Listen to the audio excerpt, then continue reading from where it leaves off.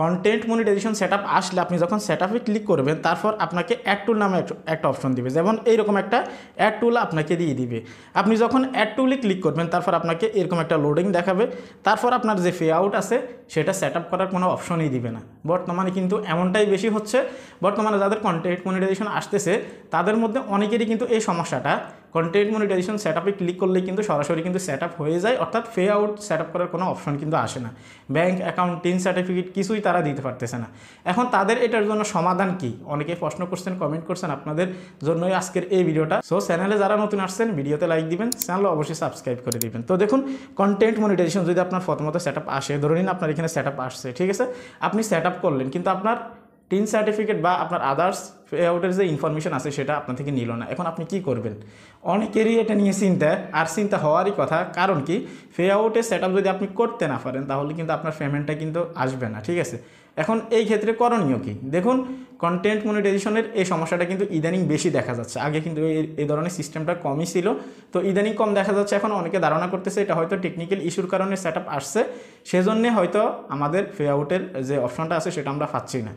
তো এমনটা হচ্ছে কিনা, আসলে টেকনিক্যাল ইস্যু হতে পারে কিনা এটা একমাত্র ফেসবুক জানে, এটা এখনও নিচ্ছে দিয়ে বলা যাচ্ছে না। কিন্তু হ্যাঁ, এমনটা হয়েছে আগে যে বিগত দিনগুলোতে যাদের কন্টেন্ট মনিটাইজেশন আসছে তাদের মধ্যে 1-2% কন্টেন্ট ক্রিয়েটর এরকম অ্যাড টুলসে ক্লিক করলে সরাসরি সেটআপ হয়ে যেত, পে আউট অপশনে তারা সেটআপ করার অপশন পেত না।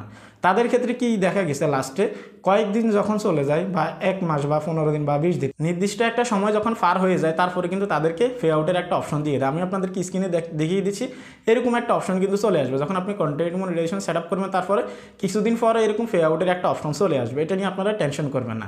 অতএব কন্টেন্ট মনিটাইজেশন বর্তমানে যাদের সেটআপ আসতেছে, আপনারা যদি সেটআপ করেন, সেটআপ করার পর যদি আপনাদের সরাসরি আপনাদের সেটআপ নিয়ে নেয়, পে আউটের অপশন যদি আপনারা না পান, এটা নিয়ে এক বিন্দু পরিমাণ টেনশন করবেন না।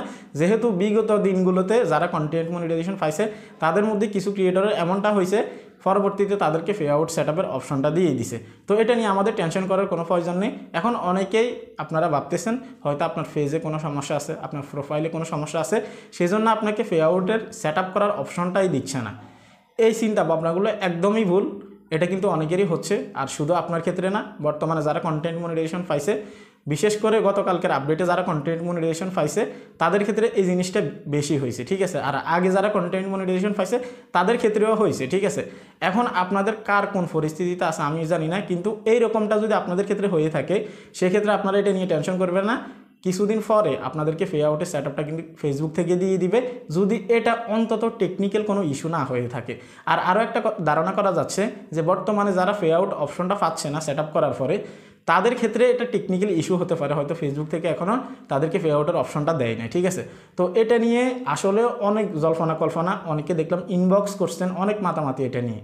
তো আপনাদের আশেপাশে যারা আছে সবাইকে অবশ্যই জানিয়ে দিবেন, হয়তো ভিডিওটা শেয়ার করে দিবেন, তারাও যেন জানতে পারে। কন্টেন্ট মনিটাইজেশন বর্তমানে গণহারে দিচ্ছে।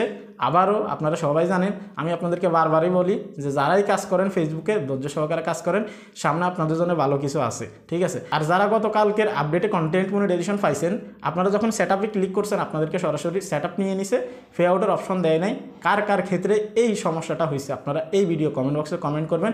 আর যদি আদার্স কোনো প্রবলেম থাকে সেটা নিয়েও আপনারা এই ভিডিও কমেন্ট বক্সে কমেন্ট করতে পারেন। ভালো থাকবেন, সুস্থ থাকবেন, আল্লাহ হাফেজ।